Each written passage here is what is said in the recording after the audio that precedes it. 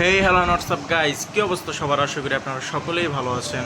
হুট করে ব্লগটা শুরু করার একটা মেন রিজন হচ্ছে আজকে আমাদের একটা আনকমন রেসিপি বানাচ্ছে, হ্যাঁ, যেটা দেখলে আপনারা পুরো ফিদা হয়ে একদম মিদা হয়ে যাবেন, মানে সোজা কথা মিদা হয়ে যাবেন।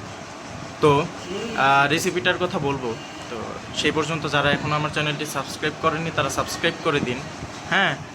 আপনারা একটি করে জুতা নিয়ে আসুন যাতে করে আমি ওকে মারতে পারি। হ্যাঁ, ও আমার ব্লগের মধ্যে হাসতেছে, এই বেটা এই তোর একবারে শেষ করে এলাম, জানে প্রাণে মেরে এলাম কিন্তু।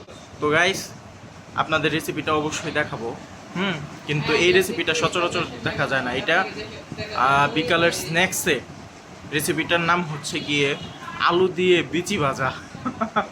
আলু দিয়ে বিচি ভাজা গাইস, আপনারা কখনো খেয়েছেন? কিন্তু আমি এই ব্যাপারে কনফিডেন্স হয়ে বলতে পারতাছি না যে এটা কিসের বিচি।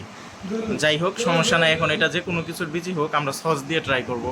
তো আপনাদেরকে একটা নজর আমি দেখাই দিই, হ্যাঁ, না হলে পরে আবার করবেন যে কি একটা রেসিপি ভাই, কি এর বিচি ভাজা জীবনে দেখলামই না, খালি ক্যামেরার সামনে বন বন বন বন করে কথা হয়ে চলে গেল।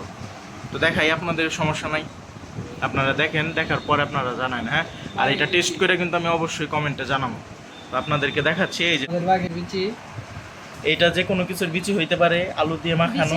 এরপরে হচ্ছে আমরা ই করব, হ্যাঁ, সস দিয়ে খাবো।